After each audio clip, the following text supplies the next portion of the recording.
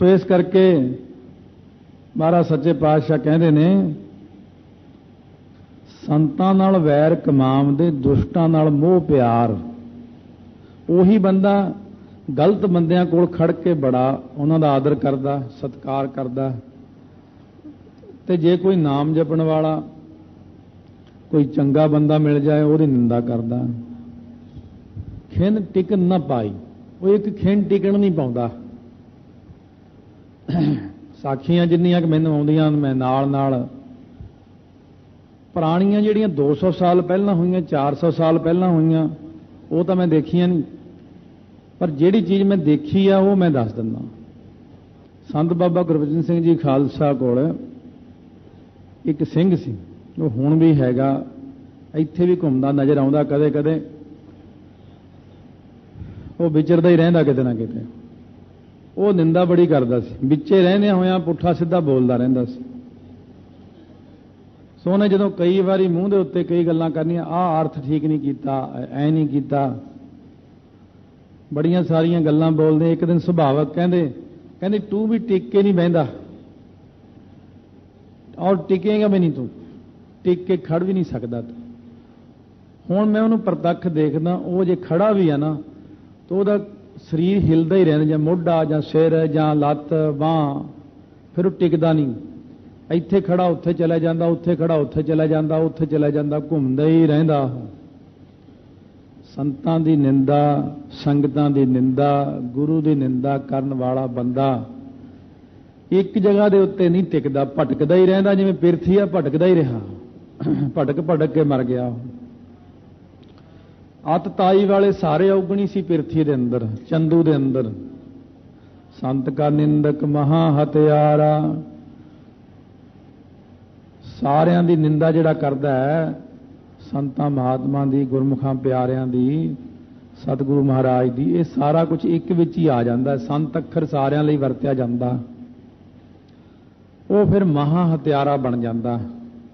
ਉਹਦੇ ਕੋਲੋਂ ਕੁਦਰਤ ਵੱਲੋਂ ਹੀ ਗਲਤੀਆਂ ਹੋਣ ਲੱਗ ਜਾਂਦੀਆਂ ਆਪਣੇ ਆਪ ਹੀ।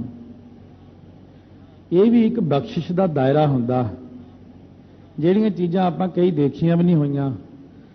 ਇਸੇ ਨੂੰ ਕਿਰਪਾ ਕਹਿੰਦੇ ਨੇ। ਜਦ ਬੰਦੇ ਤੇ ਕਿਰਪਾ ਹੁੰਦੀ ਆ ਤਾਂ ਗਲਤ ਕੰਮ ਨਹੀਂ ਕਰਦਾ, ਉਹਦੇ ਉਦਾਲੇ ਇੱਕ ਦਾਇਰਾ ਬਣ ਜਾਂਦਾ ਕਿ ਉਹਨੂੰ ਉਹ ਚੀਜ਼ਾਂ ਗਲਤ ਕੰਮ ਕਰਨ ਨਹੀਂ ਦਿੰਦੀਆਂ। ਜਦੋਂ ਕਿਰਪਾ ਹਟ ਜਾਂਦੀ ਆ ਤਾਂ ਉਦੋਂ ਮਹਾ ਹਥਿਆਰਾ ਬਣ ਜਾਂਦਾ, ਗਲਤ ਕੰਮ ਕਰਨ ਲੱਗ ਜਾਂਦਾ। ਸੰਤ ਕਾ ਨਿੰਦਕ ਪਰਮੇਸ਼ਵਰ ਮਾਰਾ, ਸੰਤਾਂ ਦੀ ਨਿੰਦਾ ਕਰਕੇ ਪਰਮੇਸ਼ਰ ਨੂੰ ਬੜਾ ਰੋਸ ਆਉਂਦਾ ਕਿ ਵੀ ਇਹ ਕੁਕਰਮੀ ਬੰਦਾ ਹੈ। ਔਰ ਮਹਾਤਮਾ 24 ਘੰਟੇ ਭਗਤੀ ਕਰਦੇ ਨੇ, ਨਾਮ ਜਪਦੇ ਨੇ, ਸੇਵਾ ਕਰਦੇ ਨੇ। ਇਹ ਜਿਹੜਾ ਜੀਵ ਹੈ ਇਹ ਹਮੇਸ਼ਾ ਨਿੰਦਾ ਹੀ ਕਰਦਾ। ਇਸ ਕਰਕੇ ਪਰਮੇਸ਼ਰ ਉਹਨਾਂ ਨੂੰ ਆਪ ਮਾਰਦੇ ਨੇ। ਜੋ ਜੋ ਤੁਮਰੇ ਭਗਤ ਦੁਖਾਏ ਤਤ ਕਾਲ ਤੁਮ ਮਾਰਾ, ਪਰਮੇਸ਼ਰ ਉਹਨਾਂ ਨੂੰ ਆਪ ਹੀ ਮਾਰ ਦਿੰਦੇ ਨੇ, ਖਤਮ ਕਰ ਦਿੰਦੇ ਨੇ। ਸੰਤ ਕਾ ਨਿੰਦਕ ਰਾਜ ਤੇ ਹੀਨ, ਸੰਤਾਂ ਦੀ ਨਿੰਦਾ ਕਰਨੇ ਕਰਕੇ ਇਨਸਾਨ ਰਾਜ ਤੋਂ ਹੀਣਾ ਹੋ ਜਾਂਦਾ, ਰਾਜ ਖੁੱਸ ਜਾਂਦਾ, ਖਤਮ ਹੋ ਜਾਂਦਾ ਉਹਦੇ ਕੋਲ ਮੁੜ ਕੇ ਰਾਜ ਨਹੀਂ ਰਹਿੰਦਾ ਫਿਰ ਉਹਨੂੰ। ਕਿਉਂਕਿ ਆਮ ਸੰਸਾਰੀ ਲੋਕਾਂ ਨੂੰ ਨਹੀਂ ਪਤਾ ਕਿ ਮਹਾਤਮਾ ਦੇ ਅੰਦਰ ਕਿੰਨੀ ਤਾਕਤ ਹੈ। ਉਹਦੀ ਆਪਣੀ ਤਾਕਤ ਨਹੀਂ, ਤਾਕਤ ਤਾਂ ਸਾਰੀ ਗੁਰਬਾਣੀ ਦੀ ਹੋਈ ਹੈ। ਜਿੰਨਾ ਵੀ ਆਪਾਂ ਗੁਰਬਾਣੀ ਜ਼ਿਆਦਾ ਪੜਾਂਗੇ, ਅਭਿਆਸ ਕਰੀ ਜਾਵਾਂਗੇ ਨਾਮ ਦਾ, ਓਨੀ ਗੁਰਬਾਣੀ ਦੀ ਹੀ ਸ਼ਕਤੀ ਹੀ ਮਹਾਤਮਾ ਅੰਦਰ ਕੰਮ ਕਰਦੀ ਹੈ। ਇਹ ਕਿਤੋਂ ਹੋਰ ਨਹੀਂ ਆਈ ਸ਼ਕਤੀ ਉਹਦੇ ਅੰਦਰ। ਸ਼ਕਤੀ ਸਾਰਿਆਂ ਵਿੱਚ ਬਾਣੀ ਦੀ ਹੁੰਦੀ ਹੈ, ਪਰ ਜੇ ਕੋਈ ਨਿੰਦਾ ਕਰਦਾ ਉਹ ਸੰਤ ਦੀ ਨਿੰਦਾ ਨਹੀਂ ਕਰਦਾ, ਉਹ ਗੁਰੂ ਦੀ ਹੀ ਨਿੰਦਾ ਕਰ ਰਿਹਾ, ਉਹ ਗੁਰਬਾਣੀ ਦੀ ਨਿੰਦਾ ਕਰਦਾ। ਇਸ ਕਰਕੇ ਉਹ ਰਾਜ ਤੋਂ ਹੀਣਾ ਹੋ ਜਾਂਦਾ। ਸੰਤ ਕਾ ਨਿੰਦਕ ਦੁਖੀਆ ਅਰ ਦੀਨ, ਸੰਤਾਂ ਦੀ ਨਿੰਦਿਆ ਕਰਦਿਆਂ ਕਰਦਿਆਂ ਹੌਲੀ ਹੌਲੀ ਦੁੱਖ ਆਉਣੇ ਸ਼ੁਰੂ ਹੋ ਜਾਂਦੇ ਨੇ। ਫਿਰ ਦੀਨ ਸਾਰਿਆਂ ਦੇ ਅੱਗੇ ਹੱਥ ਅੱਡ ਕੇ ਗਰੀਬਾਂ ਵਾਂਗੂ ਘੁੰਮਦਾ ਫਿਰਦਾ, ਕੋਈ ਪੁੱਛਦਾ ਨਹੀਂ ਉਹਨੂੰ, ਕਿਉਂਕਿ ਉਹਦੇ ਉੱਤੋਂ ਕਿਰਪਾ ਹਟ ਗਈ। ਜਿਨ੍ਹਾਂ ਦੇ ਉੱਤੇ ਗੁਰੂ ਸਾਹਿਬ ਦੀ ਕਿਰਪਾ ਰਹਿੰਦੀ, ਰੱਬ ਦੇ ਪਿਆਰਿਆਂ ਦੀ ਕਿਰਪਾ ਰਹਿੰਦੀ ਹੈ, ਉਹ ਆਪਣੀ ਕਿਰਪਾ ਨਾਲ ਹੀ ਉਹਨੂੰ ਤਾਰ ਲੈਂਦੇ ਨੇ। ਜੇ ਉਹੀ ਬੰਦਾ ਉਲਟ ਬੋਲਣ ਲੱਗ ਜਾਂਦਾ, ਨਿੰਦਿਆ ਕਰਨ ਲੱਗ ਜਾਂਦਾ, ਉਹੀ ਡੁੱਬਣਾ ਸ਼ੁਰੂ ਹੋ ਜਾਂਦਾ। ਸੰਤ ਕੇ ਨਿੰਦਕ ਕਉ ਸਰਬ ਰੋਗ, ਹੁਣ ਜਦੋਂ ਨਿੰਦਾ ਕਰਦਾ ਮਹਾਤਮਾ ਦੀ, ਨਾਮ ਜਪਣ ਵਾਲਿਆਂ ਦੀ, ਗੁਰਮੁਖਾਂ ਪਿਆਰਿਆਂ ਦੀ, ਸੰਤਾਂ ਮਹਾਤਮਾ ਨੂੰ ਨਿੰਦਦਾ ਹੈ, ਉਹਨੂੰ ਸਾਰੇ ਹੀ ਰੋਗ ਆ ਕੇ ਲੱਗ ਜਾਂਦੇ ਨੇ। ਕੋਈ ਰੋਗ ਬਾਕੀ ਨਹੀਂ ਰਹਿੰਦਾ ਉਹਨੂੰ। ਸਰਬੱਤ ਰੋਗ ਨਿੰਦਕ ਨੂੰ ਹਰੇਕ ਹੀ ਰੋਗ ਲੱਗ ਜਾਂਦਾ, ਕਿਉਂਕਿ ਉਹਨੇ ਨਿੰਦਾ ਕਰੀ ਜਾਣੀ, ਨਿੰਦਾ ਕਰੀ ਜਾਣੀ ਹੈ। ਨਿੰਦਕ ਹਮਰੇ ਕੱਪੜੇ ਧੋਏ, ਉਹ ਸਾਰੀ ਗੰਦਗੀ ਖਾ ਜਾਂਦਾ। ਸੰਤ ਕੇ ਨਿੰਦਕ ਕੋ ਸਦਾ ਵਿਜੋਗ, ਸੰਤਾਂ ਦੇ ਨਿੰਦਕ ਨੂੰ ਹਮੇਸ਼ਾ ਵਿਛੋੜਾ ਹੀ ਪਿਆ ਰਹਿੰਦਾ। ਇਹ ਇੱਕ ਬੜਾ ਭਾਰੀ ਦੁੱਖ ਹੈ। ਪਰਿਵਾਰ ਦਾ ਵਿਛੋੜਾ, ਮਿੱਤਰਾਂ ਦਾ ਵਿਛੋੜਾ, ਗੁਰੂ ਦਾ ਵਿਛੋੜਾ, ਸੰਗਤ ਦਾ ਵਿਛੋੜਾ, ਉਹ ਵਿਛੜੇ ਹੀ ਰਹਿੰਦਾ ਹੈ। ਹਰ ਵਕਤ ਵਿਛੜਿਆ ਰਹਿੰਦਾ, ਜਨਮਾਂ ਜਨਮਾਂਤਰਾਂ ਦੇ ਗੇੜੇ ਖਾਣ ਲੱਗ ਪੈਂਦਾ। ਨਿੰਦਾ ਕਰਨੇ ਕਰਕੇ ਸਦਾ ਵਿਜੋਗ ਪੈ ਜਾਂਦਾ। ਸੰਤ ਕੀ ਨਿੰਦਾ ਦੋਖ ਮੈਂ ਦੋਖ, ਸੰਤਾਂ ਦੀ ਨਿੰਦਾ ਐਸੀ ਹੈ ਕਿ ਦੋਸ਼ ਦੇ ਵਿੱਚ ਵੀ ਮਹਾਦੋਸ਼ ਹੈ, ਦੋਸ਼ਾਂ ਵਿੱਚੋਂ ਭਾਰੀ ਦੋਸ਼ ਹੈ। ਨਿੰਦਾ ਕਰਨਾ ਆਪਣਾ ਕਰਮ ਨਹੀਂ, ਮਾੜਾ ਨਹੀਂ ਕਹਿਣਾ, ਹਮ ਨਹੀਂ ਚੰਗੇ ਬੁਰਾ ਨਹੀਂ ਕੋਈ। ਅਸ਼ਟਪਦੀ ਲਿਖਣ ਦਾ ਭਾਵ ਹੈ ਸਤਿਗੁਰਾਂ ਦਾ ਕਿ ਮਾੜਾ ਨਹੀਂ ਕਹਿਣਾ, ਕਿਸੇ ਨੂੰ ਵੀ ਕਦੇ ਨਿੰਦਾ ਨਹੀਂ ਕਰਨੀ। ਨਿੰਦਾ ਉਹ ਗੱਲ ਹੈ ਜਿਹੜੀ ਆਪਾਂ ਕਦੇ ਦੇਖੀ ਨਹੀਂ। ਜਦੋਂ ਆਪਾਂ ਦੇਖੀ ਨਹੀਂ ਤਾਂ ਉਹਦੇ ਵਿੱਚ ਕਿਉਂ ਦੋਸ਼ ਰੋਪਣਾ ਆਪਾਂ ਨੇ। ਨਾਨਕ ਸੰਤ ਭਾਵੈ ਤਾਂ ਉਸਕਾ ਭੀ ਹੋਏ ਮੋਖ, ਜੇ ਸੰਤ ਮਹਾਤਮਾ ਨੂੰ ਭਾ ਜਾਵੇ ਕਿ ਅਤ ਤਾਈ ਟਿਕਣਾ ਨਹੀਂ ਪਾਉਂਦਾ, ਹਥਿਆਰਾ ਪਰਮੇਸ਼ਰ ਮਾਰਾ, ਰਾਜ ਤੋਂ ਹੀਣ, ਦੁਖੀਆ ਦੀਨ, ਸਾਰੇ ਰੋਗਾਂ ਦਾ ਚਿੰਬੜਨਾ, ਵਿਜੋਗ ਦਾ ਪੈਣਾ, ਦੋਸ਼ ਦਾ ਦੋਸ਼ ਕਰਨਾ, ਇਹ ਸਾਰਾ ਕੁਝ ਜੇ ਮਹਾਤਮਾ ਨੂੰ ਤਰਸ ਆ ਜਾਵੇ, ਜੇ ਮੁੜ ਕੇ ਉਸੇ ਕੋਲ ਹੀ ਚਲਿਆ ਜਾਵੇ ਤਾਂ ਫਿਰ ਉਹ ਬਖਸ਼ ਲੈਂਦੇ ਨੇ। ਉਹੀ ਬਖਸ਼ ਸਕਦੇ ਨੇ ਸਿਰਫ, ਫਿਰ ਹੋਰ ਕੋਈ ਟਿਕਾਣਾ ਨਹੀਂ ਉਸ ਨੂੰ, ਕਿਉਂਕਿ ਉਹਨਾਂ ਦੀ ਕਮਾਈ ਕੀਤੀ ਹੁੰਦੀ ਹੈ। ਇਸ ਕਰਕੇ ਉਹ ਜੋ ਬਚਨ ਉਹਨਾਂ ਨੇ ਕਰ ਦਿੱਤਾ, ਉਹ ਜੋ ਨਿਕਲ ਗਿਆ, ਮਹਾਰਾਜ ਕਹਿੰਦੇ ਨੇ ਫਿਰ ਮੈਂ ਵੀ ਨਹੀਂ ਰੋਕ ਸਕਦਾ ਉਹਨੂੰ। ਤੇਰਾ ਆਵਾ ਬੁੱਧੂ ਕੱਚਾ ਹੀ ਰਹੇਗਾ, ਫਿਰ ਕੱਚਾ ਹੀ ਰਿਹਾ। ਕਹਿੰਦੇ ਮਹਾਰਾਜ ਫਿਰ ਇਹ ਪੱਕਦਾ ਨਹੀਂ, ਹੁਣ ਤੁਹਾਡੇ ਬਚਨ ਪੂਰੇ ਨਹੀਂ ਹੁੰਦੇ। ਮਹਾਰਾਜ ਕਹਿੰਦੇ ਕੋਈ ਨਹੀਂ, ਵਿਕੇਗਾ ਤਾਂ ਪੱਕਿਆਂ ਦੇ ਭਾਈ, ਪਰ ਪੱਕੇਗਾ ਨਹੀਂ, ਕਿਉਂਕਿ ਮੇਰੇ ਉਸ ਸਿੱਖ ਨੇ ਬਚਨ ਕੀਤੇ ਨੇ ਜਿਹੜਾ ਕਮਾਈ ਕਰਦਾ ਰੋਜ਼। ਸਿੱਖ ਦਾ ਬਚਨ ਕਿਵੇਂ ਮੋੜ ਸਕਦਾ ਮੈਂ?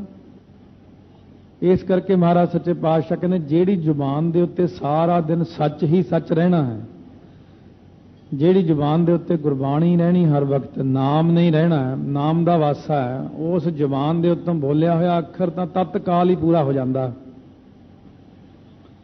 ਉਹ ਵੀ ਤਾਂ ਪਰਮੇਸ਼ਰ ਹੀ ਹੁੰਦਾ। ਪੰਜਵੇਂ ਪਾਤਸ਼ਾਹ ਮਹਾਰਾਜ ਕਹਿਣ ਲੱਗੇ ਭਾਈ ਲਖੂ, ਭਾਈ ਬੁੱਧੂ, ਉਹ ਭਾਈ ਜਿਹੜਾ ਲਖੂ ਹੈ ਨਾ, ਉਹ ਸਵੇਰ ਤੋਂ ਲੈ ਕੇ ਸ਼ਾਮ ਤੱਕ 25 ਜਪਜੀ ਸਾਹਿਬ ਦੇ ਪਾਠ ਕਰਦਾ ਬੜੇ ਪਿਆਰ ਨਾਲ। ਭਾਈ ਉਹ ਇੰਨੇ ਸਾਲ ਹੋ ਗਏ ਜਪਜੀ ਸਾਹਿਬ ਦੇ ਪਾਠ ਕਰਦਿਆਂ ਨੂੰ, ਉਹਦੀ ਜ਼ੁਬਾਨ ਦੇ ਉੱਤੇ ਗੁਰੂ ਨਾਨਕ ਦੇਵ ਜੀ ਬੈਠੇ ਨੇ। ਹੁਣ ਜਦ ਗੁਰੂ ਨਾਨਕ ਦੇਵ ਜੀ ਨੇ ਕਹਿਤਾ ਵੀ ਤੇਰਾ ਆਵਾ ਕੱਚਾ ਰਹੇਗਾ, ਮੈਂ ਤਾਂ ਉਹਨੂੰ ਪਕਾ ਨਹੀਂ ਨਾ ਸਕਦਾ। ਹੁਣ ਮਹਾਰਾਜ ਜੀ ਨੇ ਇੱਕ ਸਿੱਖ ਨੂੰ ਵੀ ਭੇਜਿਆ ਸੀ ਭਾਈ ਲਖੂ ਦੇ ਕੋਲੇ। ਮਹਾਰਾਜ ਕਹਿੰਦੇ ਭਾਈ ਸਾਡੇ ਵੱਲੋਂ ਕਹੋ ਜਾ ਕੇ ਵੀ ਉਹ ਬਚਨ ਤੁਸੀਂ ਕਰ ਦਿੱਤਾ, ਹੁਣ ਕਿਰਪਾ ਕਰੋ। ਮਹਾਤਮਾ ਕੋਲ ਵੀ ਜਾ ਕੇ ਫਿਰ ਕਿਰਪਾ ਹੀ ਮੰਗਣੀ ਪੈਂਦੀ। ਫਿਰ ਜਾ ਕੇ ਭਾਈ ਲਖੂ ਨੂੰ ਬੇਨਤੀ ਕੀਤੀ ਕਿ ਉਹ ਵਿਚਾਰਾ ਗਰੀਬ ਸਿੱਖ ਮਾਰ ਖਾ ਜਾਏਗਾ, ਉਹਨੇ ਕਰਜ਼ਾ ਲਿਆ। ਭਾਈ ਲਖੂ ਕਹਿਣ ਲੱਗੇ ਹੁਣ ਤਾਂ ਫਿਰ ਨਹੀਂ ਸਕਦੀ ਗੱਲ, ਆਵਾ ਤਾਂ ਕੱਚਾ ਹੀ ਰਹੇਗਾ। ਫਿਰ ਪੱਕਾ ਕਰਤੀ ਗੱਲ। ਉਹੀ ਬਚਨ ਬਿਲਕੁਲ ਮਹਾਰਾਜ ਵਾਲਾ ਹੀ ਭਾਈ ਲਖੂ ਨੇ ਕਰਤਾ। ਕਹਿੰਦੇ ਕਰਜ਼ਾਈ ਹੈ ਨਾ, ਪੈਸੇ ਦੀ ਕਿੱਲਤ ਹੈ, ਇੱਟਾਂ ਉਹਦੀਆਂ ਪੱਕਿਆਂ ਦੇ ਭਾਅ ਵਿਕ ਜਾਣਗੀਆਂ। ਆਪ ਵੀ ਉਹੀ ਬਚਨ ਕਰਤਾ। ਸੋ ਕਹਿਣ ਦਾ ਭਾਵ ਇੱਥੇ ਮਹਾਰਾਜ ਨੇ ਬਰਾਬਰਤਾ ਇਹ ਦਿਖਾਈ ਹੈ ਵੀ ਮੇਰੇ ਵਿੱਚ ਤੇ ਸਿੱਖ ਵਿੱਚ ਕੋਈ ਫਰਕ ਨਹੀਂ, ਪਰ ਹੋਵੇ ਉਹ ਗੁਰੂ ਦਾ ਪੱਕਾ ਸਿੱਖ। ਐ ਤਾਂ ਕਹਿਣ ਨੂੰ ਹਰੇਕ ਨੂੰ ਹੀ ਆਪਾਂ ਸਿੱਖ ਕਹਿੰਦੇ, ਇਹ ਵੀ ਸਿੱਖ ਆ ਉਹ ਵੀ ਸਿੱਖ ਹੈ, ਪਰ ਹੋਵੇ ਗੁਰਸਿੱਖ ਪਰਪੱਕਤਾ ਵਿੱਚ, ਉਹਦੇ ਵਿੱਚ ਫਿਰ ਗੁਰੂ ਵਿੱਚ ਕੋਈ ਫਰਕ ਨਹੀਂ ਰਹਿੰਦਾ, ਆਪਸ ਵਿੱਚ ਇੱਕੋ ਹੀ ਰੂਪ ਹੋ ਜਾਂਦੇ ਨੇ। ਮਹਾਰਾਜ ਕਹਿੰਦੇ ਨੇ ਸੰਤ ਕਾ ਦੋਖੀ ਸਦਾ ਅਪਵਿੱਤ, ਸੰਤਾਂ ਦਾ ਦੋਖੀ ਜਿਹੜਾ ਦੋਸ਼ ਰੋਪਣ ਵਾਲਾ ਨਿੰਦਕ ਹੈ ਉਹ ਹਮੇਸ਼ਾ ਅਪਵਿੱਤਰ ਹੀ ਰਹਿੰਦਾ, ਉਹ ਪਵਿੱਤਰ ਹੋ ਹੀ ਨਹੀਂ ਸਕਦਾ। ਇੱਕ ਤਾਂ ਨਿੰਦਾ ਕਰਕੇ ਮੂੰਹ ਪਵਿੱਤਰ ਨਹੀਂ ਹੋ ਸਕਦਾ ਉਹਦਾ, दूसरा ਉਹਨੂੰ ਬਿਮਾਰੀਆਂ ਐਸੀਆਂ ਲੱਗ ਜਾਂਦੀਆਂ ਨੇ ਕਿ ਉਹ ਅਪਵਿੱਤਰ ਹੀ ਰਹਿੰਦਾ ਹੈ। ਕਈ ਬਿਮਾਰੀਆਂ ਐਸੀਆਂ ਨੇ ਜਿਹੜੀਆਂ ਬੰਦੇ ਨੂੰ ਪਵਿੱਤਰਤਾ ਹੋਣ ਹੀ ਨਹੀਂ ਦਿੰਦੀਆਂ, ਇਸ ਕਰਕੇ ਉਹ ਹਮੇਸ਼ਾ ਅਪਵਿੱਤਰ ਹੀ ਰਹਿੰਦਾ ਹੈ। ਬਿਮਾਰੀਆਂ ਕਰਕੇ ਵੀ, ਜ਼ੁਬਾਨ ਨਾਲ ਨਿੰਦਾ ਕਰਨੇ ਕਰਕੇ ਤੇ ਮਨ ਕਰਕੇ ਮਾੜੇ ਖਿਆਲਾਂ ਕਰਕੇ ਅਪਵਿੱਤਰ ਹੈ ਤੇ ਸਰੀਰ ਕਰਕੇ ਵੀ ਅਪਵਿੱਤਰ ਹੈ। ਸੰਤ ਕਾ ਦੋਖੀ ਕਿਸੈ ਕਾ ਨਹੀਂ ਮਿੱਤ। ਜਿਹੜੇ ਬੰਦੇ ਨੇ ਸੰਤਾਂ ਦਾ ਲਿਹਾਜ਼ ਨਹੀਂ ਕੀਤਾ, ਉਹਨਾਂ ਦੀ ਨਿੰਦਾ ਕਰੀ ਜਾਂਦਾ ਹੈ, ਉਹ ਹੋਰ ਕਿਸੇ ਨੂੰ ਕੀ ਸਮਝੇਗਾ? ਉਹਨੇ ਕਿਸੇ ਦਾ ਹੋਰ ਮਿੱਤਰ ਥੋੜੀ ਬਣ ਜਾਣਾ। ਉਹ ਨਹੀਂ ਕਿਸੇ ਦਾ ਮਿੱਤਰ ਹੈ, ਉਹ ਸਾਰਿਆਂ ਦਾ ਹੀ ਦੋਖੀ ਬਣ ਗਿਆ। ਉਹ ਹਰੇਕ ਦੇ ਵਿਰੁੱਧ ਬੋਲਦਾ, ਕਿਉਂ? ਉਹਦਾ ਮੂੰਹ ਜੋ ਖੁੱਲ ਗਿਆ ਨਿੰਦਾ ਕਰਨ ਵਾਸਤੇ। ਉਹਨੂੰ ਕੋਈ ਦੱਸਣ ਵਾਲਾ ਨਹੀਂ ਮਿਲਿਆ ਕਿ ਨਿੰਦਾ ਭਲੀ ਕਿਸੈ ਕੀ ਨਾਹੀ, ਮਨਮੁਖ ਮੁਗਧ ਕਰਨ ਸੰਤ ਕੇ ਦੋਖੀ ਕਉ ਡਾਨ ਲਾਗੈ। ਬੜਾ ਭਾਰੀ ਡੰਡ ਲੱਗਦਾ ਹੈ ਸੰਤਾਂ ਦੇ ਦੋਖੀ ਨੂੰ। ਧਰਮ ਰਾਜੇ ਦਾ ਡੰਡ, ਇੱਥੇ ਦੁਨੀਆ ਅੰਦਰ ਰਹਿੰਦਿਆਂ ਡੰਡ, ਜੰਮਣ ਮਰਨ ਦਾ ਡੰਡ ਪਿਆ ਹੀ ਰਹਿੰਦਾ। ਬਾਰ-ਬਾਰ ਉਹਨੂੰ ਹੀ ਮਿਲਦੇ ਨੇ, ਕਿਉਂਕਿ ਉਹਨੂੰ ਇਸ ਚੀਜ਼ ਦੀ ਸਮਝ ਨਹੀਂ ਕਿ ਮਹਾਤਮਾ ਦੇ ਅੰਦਰ ਕਿੰਨੀ ਤਾਕਤ ਹੁੰਦੀ ਹੈ। ਤਾਕਤ ਦਾ ਅੰਦਾਜ਼ਾ ਆਪਾਂ ਲਾ ਨਹੀਂ ਸਕਦੇ। ਰਾਜੇ ਜਨਕ ਨੇ ਇੱਕ ਸਮੇਂ ਦਾ ਆਪਣਾ ਨਿਤਨੇਮ ਦੇ ਕੇ ਨਰਕ ਖਾਲੀ ਕਰ ਦਿੱਤੇ ਸਾਰੇ। ਇੰਨੀ ਸ਼ਕਤੀ ਦੇ ਮਾਲਕ ਹੁੰਦੇ ਨੇ। ਮਹਾਰਾਜ ਕਹਿੰਦੇ ਜਦੋਂ ਇਸ ਦੀ ਤਾਕਤ ਦਾ ਅੰਦਾਜ਼ਾ ਨਾ ਹੋਣ ਕਰਕੇ ਲੋਕ ਨਿੰਦਾ ਕਰਨ ਲੱਗ ਜਾਂਦੇ ਨੇ। ਨਿੰਦਾ ਕਰਨੇ ਕਰਕੇ ਫਿਰ ਉਹਨੂੰ ਐਸੇ ਡੰਨ ਮਿਲਦੇ ਨੇ ਜਿਹੜੇ ਉਹਨੇ ਕਦੇ ਦੇਖੇ ਵੀ ਨਹੀਂ ਹੁੰਦੇ। ਫਿਰ ਸੰਤ ਕੇ ਦੋਖੀ ਕਉ ਸਭ ਤਿਆਗੈ। ਸੰਤ ਦੇ ਦੋਖੀ ਨੂੰ, ਨਿੰਦਕ ਨੂੰ ਸਾਰੇ ਲੋਕ ਹੌਲੀ-ਹੌਲੀ ਛੱਡਣਾ ਸ਼ੁਰੂ ਕਰ ਦਿੰਦੇ ਨੇ। ਵੇਦ ਦਾ ਕੰਮ ਹੀ ਇਹ 24 ਘੰਟੇ ਨਿੰਦਾ ਹੀ ਕਰੀ ਜਾਂਦਾ ਹੈ। ਜੇ ਉਹਦੀ ਨਿੰਦਾ ਕਰਦਾ ਹੈ ਤਾਂ ਸਾਡੀ ਕਿਹੜਾ ਨਹੀਂ ਕਰਦਾ ਹੋਣਾ ਇਹ? ਜਿਹੜਾ ਨਿੰਦਕ ਬੰਦਾ ਤੁਹਾਡੇ ਕੋਲ ਕਿਸੇ ਦੀ ਨਿੰਦਾ ਕਰ ਸਕਦਾ ਤੁਹਾਡੇ ਮੂੰਹ ਤੇ, ਤੁਹਾਨੂੰ ਵੀ ਨਹੀਂ ਬਖਸ਼ਦਾ। ਜਦੋਂ ਆਪਾਂ ਉਹਦੇ ਕੋਲੋਂ ਹੋ ਕੇ ਵਾਪਸ ਚਲੇ ਜਾਵਾਂਗੇ ਨਾ, ਉਹ ਤੀਜੇ ਬੰਦੇ ਕੋਲ ਫਿਰ ਆਪਣੀ ਨਿੰਦਾ ਕਰੂਗਾ।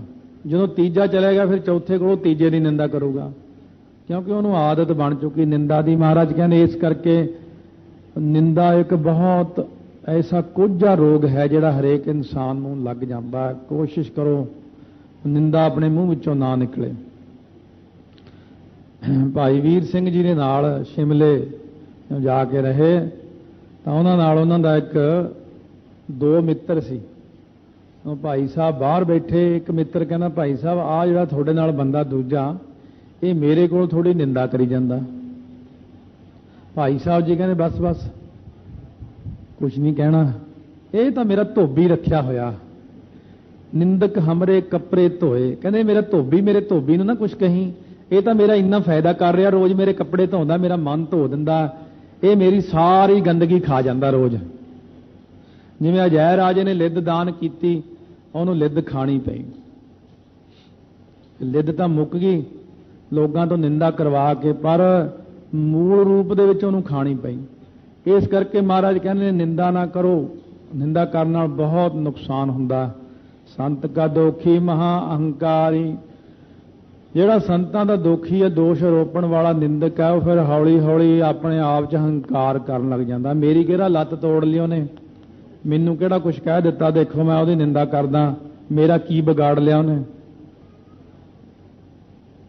ਹੁਣ ਜੇ ਉਹ ਕਿਸੇ ਮਹਾਤਮਾ ਨੂੰ ਕਹੇ ਮੇਰਾ ਵਿਗਾੜ ਕੇ ਦਿਖਾਓ, ਮਹਾਤਮਾ ਇਹ ਜਾਣਦੇ ਨੇ ਵੀ ਭਾਣੇ ਅੰਦਰ, ਨਾਲੇ ਉਹ ਆਪਣੀ ਸ਼ਕਤੀ ਨੂੰ ਵੇਸਟ ਨਹੀਂ ਕਰਦੇ ਵੀ ਤੇਰੀ ਲੱਤ ਤੋੜਨ ਵਾਸਤੇ ਤਾਂ ਨਹੀਂ ਭਗਤੀ ਕੀਤੀ ਮੈਂ। ਉਹ ਕਹਿੰਦੇ ਮੈਂ ਖਰਾਬ ਨਹੀਂ ਕਰਨੀ ਸ਼ਕਤੀ ਆਪਣੀ। ਇਸ ਕਰਕੇ ਉਹ ਤਾਂ ਨੁਕਸਾਨ ਨਹੀਂ ਉਹਦਾ ਕੋਈ ਕਰਦੇ, ਉਹ ਸਿਰ ਚੜੀ ਜਾਂਦਾ ਦਿਨੋਂ ਦਿਨ ਉਹ ਹੰਕਾਰ 'ਚ ਵਾਧਾ। ਫਿਰ ਇੱਕ ਦਿਨ ਉਹ ਜੜੋਂ ਹੀ ਪੁੱਟਿਆ ਜਾਂਦਾ। ਸੋ ਜਿਵੇਂ ਕੋਈ ਮਹਾਤਮਾ ਸੀ, ਉਹਦੇ ਕੋਲ ਪਿੰਡ ਦੇ ਲੋਕ ਇਕੱਠੇ ਹੋ ਕੇ ਗਏ, ਕਹਿੰਦੇ ਜੀ ਉਹ ਬੰਦਾ ਤੁਹਾਡਾ ਬਹੁਤ ਨਿੰਦਕ ਬਣ ਗਿਆ, ਬੜੀ ਨਿੰਦਾ ਕਰਦਾ, ਕੀ ਇਲਾਜ ਕਰੀਏ, ਸਾਤੋਂ ਸੁਣੀ ਨਹੀਂ ਜਾਂਦੀ। ਮਹਾਤਮਾ ਉਹਨੂੰ ਉਲਟਾ ਵਾਰ ਦੇਣ ਲੱਗ ਪਏ ਨਿੰਦਕ ਨੂੰ, ਕਹਿੰਦੇ ਵਧੇ ਫੁੱਲੇ ਭਾਈ, ਹੋਰ ਵਧੇ ਫੁੱਲੇ। ਸਾਰੇ ਲੋਕ ਬੜੇ ਹੈਰਾਨ ਹੋਏ। ਉਹ ਤੁਹਾਡੀ ਨਿੰਦਾ ਕਰਦਾ, ਤੁਸੀਂ ਕਹਿੰਦੇ ਵਧੇ ਫੁੱਲੇ, ਤਾਂ ਸਾਨੂੰ ਤਾਂ ਗੱਲ ਚੰਗੀ ਨਹੀਂ ਲੱਗੀ। ਮਹਾਤਮਾ ਕਹਿੰਦੇ ਕੋਈ ਨਹੀਂ, परमात्मा नूं होर उच्चा ठावे, वधे फुੱਲੇ। ਅਸੀਂ ਕਦ ਕਹਿੰਦੇ ਆ? वाधा फुलदा गया, वाधा फुलदा गया, तो एक दिन वो बिल्कुल जड़ों ही पटिया गया। फिर महात्मा नूं कहण लगे, तुसीं ये गल कही, वाधा फुलदा रहे, फिर वो जड़ों पटिया गया, ये की कारण होया? महात्मा कहण लगे, साडे वड्डे महात्मा किसी पिंड गए सी, उत्थे रस्ते विच एक काफ़ी डूंगा जड़ां वाला जिहड़ा जंड दा बूटा हुंदा लग्या, वो उपरों उपरों कट्टिया होने करके छोटा जिहा रह गया, तो वो महात्मा अटक के डिग पे उहदे विच। डिगण नाल उठ के खड़े हो के कहंदे, होर लंबा हो, होर वध फुੱਲ। सेवक कहण लगे, इहनूं पट दईए, कहंदे नहीं पट्टना नहीं, होर लंबा होण दिओ, इहनूं वधे फुੱਲੇ। वो बूटा महात्मा दे वार करके इन्ना उच्चा उठ गया, इन्ना उच्चा उठ गया, एक दिन हनेरी आई, जड़ां चों ही पट्टिया गया। कहने मैनू उत्थों याद है कि भाई असी तो यही कहांगे, वधो फुੱਲੋ भाई, तो वधदे फुੱਲਦੇ फिर एक दिन ऐसी हनेरी आउंदी है, जड़ों ही पट्टिया जांदा।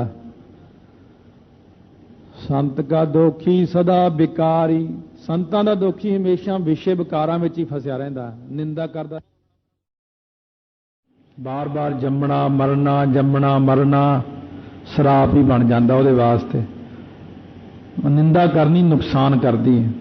इस गल नूं सिखाउंदे ने महाराज कि निंदा जिन्नी भी संगत दी करांगे, महात्मा दी करांगे, गुरां दी कोई निंदा करदा भी है, उहनूं ये नहीं पता भी इन्हां दे हत्थ विच की चीज़ है। इहदा ऐसा चक्कर चलाउंदे ने, बस जम्मण तो पहलां ही माता दे उदर विच ही मर जांदा, हर वारी अठराह दी बीमारी हो जांदी है।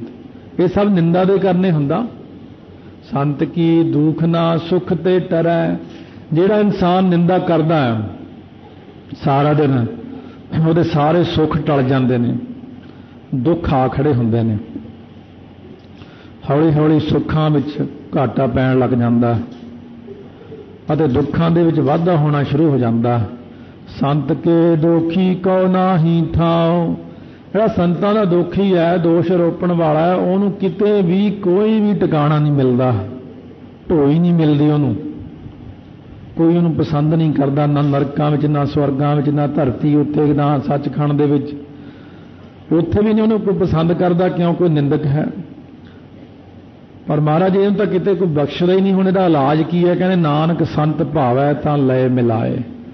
जे महात्मा नूं ही भा जावे तां वो मिला सकदे ने, उन्हां दी किरपा हो जाए तांहियों किरपा बनदी है, नहीं तां कोई रस्ता होर है ही नहीं।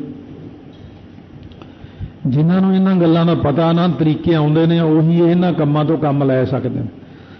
सो जिवें कोई बहुत वड्डे महात्मा पिछले समय च होए ने, अज तो 30-40 साल पहलां सुते सिद्धि उन्होंने बचन कर दिता, कहंदे आ सारा इलाका तो पानी ने डबो देना। एक होर महात्मा उस इलाके च बैठे ने, कहंदे उन्होंने बचन करते जी ये इलाका पानी च डुब जाना है, कहंदे आओ करो हुणे ही जाओ, उन्होंने बेनती करो कि महाराज भी आ साडा इलाका जिहड़ा ना ये जरूर बचा लिओ। पानी भी काफ़ी खड़ा सी, फिर ट्रैक्टर ते बंदे भेजे, कहने आओ भाई किवें आए हो? कहने जिहड़ा तुसीं बचन कीता भी आ सारा इलाका पानी च डुब जाना है, असीं अपना इलाका बख्शाउण आए हैं। कहने चंगा भाई थोड़े पानी नहीं आऊगा। उस इलाके में सारे पासे 8-8, 10-10 फुट पानी चढ़िया, पर जिथों बख्शा लिया उत्थे पानी आया ही नहीं। ये उन्हां दी शक्ति हुंदी है, उन्हां दे बचन हुंदे ने। ते जिहड़े इंसान मौका संभाल लेंदे ने अपना, वो बच जाते हैं। जिहड़े बंदे मौका नहीं संभालते वो बच नहीं सकते। सो इस करके महाराज गुरु ग्रंथ साहिब के अगे सवेरे शाम खड़ के माफ़ी मंगो कि महाराज अज सारा दिन में जिन्नियां गलतियां माफ़ कर दो। सत्ते बलवंडे की वार पढ़ो, क्योंकि माफ़ी दिवाउण वास्ते ही है। संत के दोखी को नाहीं ठाओ, नानक संत भावै तां लय मिलाए। महात्मा ही भावे, जे उन्होंने भा जाए तो वह मिला लेंदे ने विछड़िया होयां नूं, गलती कीतियां होयां नूं, क्योंकि उन्होंने अकाल पुरख ने बख्शिश की। जिवें अपने विचों कोई बंदा बहुत बाणी पढ़े, कोई तो सारा दिन अपने कम्मां विच फसिया रहे, किसी ते रब दी इही जी किरपा हो जाए कि वह 12-14 घंटे पाठ करी जावे, हौली हौली उहदे अंदर वाहिगुरू की किरपा नाल बहुत शक्ति हो जाए। बस आप सारे उन्होंने झुकण लग जाएंगे भी ये बंदे की बहुत कमाई है। ये कमाई का सदका ही आप कहने ये तो भी हुण साधु हो गया, संत हो गया, गुरमुख प्यारा हो गया, ये रब का भगत हो गया। यही चीज़ है। संत महात्मा किते उत्तों नहीं आए हुए, डिगे नहीं हुए। संगत के विचों ही जिहड़ा मनुख कमाई कर लैंदा वही महात्मा बन जाता, जिहड़ा बंदा कुरीतियां कर लग जाता वह पापी बन जाता। संत का दोखी अध बीच ते टूटा। संतां दा दोखी प्रतख भी जे निंदक बन जाता अध विचकारों टुट जाता, शरीर भी टुट जाता उहदा, ते अध विचालियों उम्र भी टुट जाती है उहदी, ते उहदे काम भी अध विचाले टुट जाते सारे। जे निंदा करे तो मूँह ही बंद रख लो, लोड़ ही नहीं निंदा करन दी। चाहे कोई महात्मा तुहानूं देखण नूं माड़ा लगे जां चंगा लगे, जां आपां ने निंदा नहीं करनी, ये गल दा ध्यान रखना बस। ठीक है, नहीं जाना उहदे कोल, मर्जी है, ये तो अपनी मर्जी है, पर निंदा ना करो। महाराज कहन निंदा ना करो, जाना ना जाना वो तेरी मर्जी है। तो फिर हौली हौली तेरा मूँह खुल जाना। कल नूं गुरु ग्रंथ साहिब की निंदा हुण करी जाते हैं कई, आदि श्री दसम ग्रंथ की निंदा भी करी जाते हैं, गुरु ग्रंथ साहिब की निंदा करी जाते हैं। हुण लोग नहीं कही जाते कि रब है ही नहीं, रब की भी निंदा करी जाते हैं। जो बंदे का मूँह खुल गया फिर फड़ के लैना उहदा, फिर निंदा ही करी जाता। संत का दोखी कितै काज ना पहुँचै। संतां दा दोखी किसी काम तक सिरे पहुँचता ही नहीं, सारे काम ही उहदे रस्ते चुरी रह जाते हैं। पिरथीए वर्गे का कोई काम सिरे लग्या ही नहीं, धीर मल का नहीं लग्या। ਜਿਹੜੇ ਇਹ ਜਿਹੇ ਨਿੰਦਕ ਸੀ गुरु ਸਾਹਿਬਾਂ ਦੇ, ਉਹਨਾਂ ਦਾ ਕੋਈ ਕੰਮ ਕਿਸੇ ਸਿਰੇ नहीं लग्या। संत के दोखी कहो उद्यान भरमाईऐ।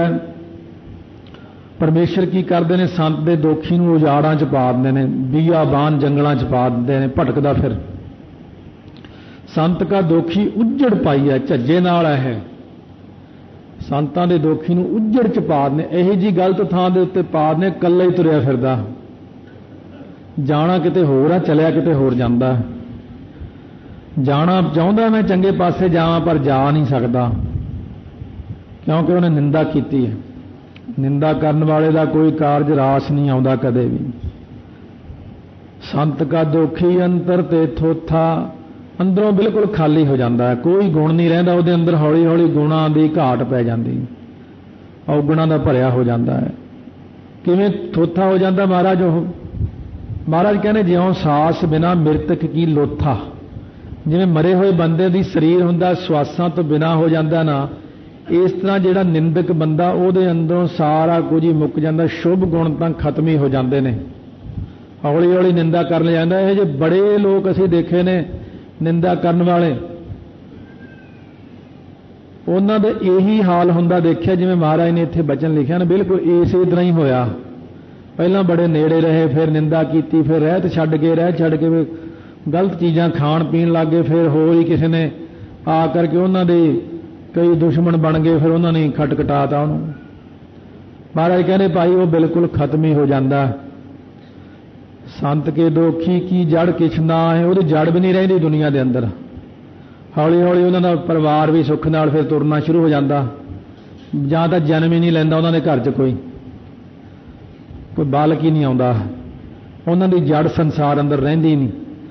आपन बीज आपे ही खा है, वो आपे ही बीज ने आपे ही खाते हैं। महाराज कहने असी तो कुछ नहीं कहा उन्होंने, असी तो नहीं कहा निंदा करके माड़ा बीज, असी तो कहा सी तू बीजना कर सतनाम श्री वाहेगुरु, सतनाम श्री वाहेगुरु साहिब जी, सतनाम श्री वाहेगुरु साहिब जी, सतनाम श्री वाहेगुरु साहिब जी, सतनाम श्री वाहेगुरु।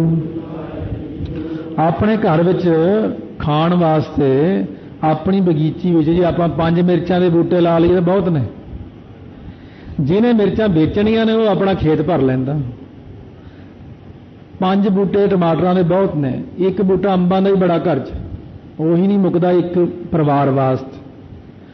इसे प्रकार बहुता करन नालों 5 वारी वाहिगुरू जिहड़ा आपां कहने आपां नूं इह मुकना ही नहीं, इन्ना ही नहीं मुकना। तिचर मूल ना थड़िंदो जिचर आप कृपाल, शब्द फुट बाबा नानका खाह खर्च धन माल। इन्ना ही नहीं मुकना अपना तो पंज पंज इन्ने बीज ले तो इन्ने जाने ने इकट्ठा बोल दिता तो ये बोल लग गया अपने वास्ते, ये तो भंडारा बन गया बड़ा सारा।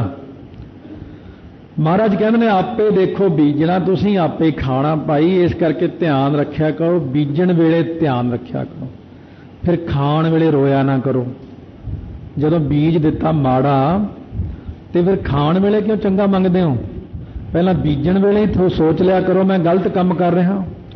संत के दुखी को अवर न राखन हार, हुण दुखी नूं कोई रखदा नहीं, थां तां भटकदा। महाराज कहते इनू सत्ते बलवंडे नूं कोई मूँह ना लावे,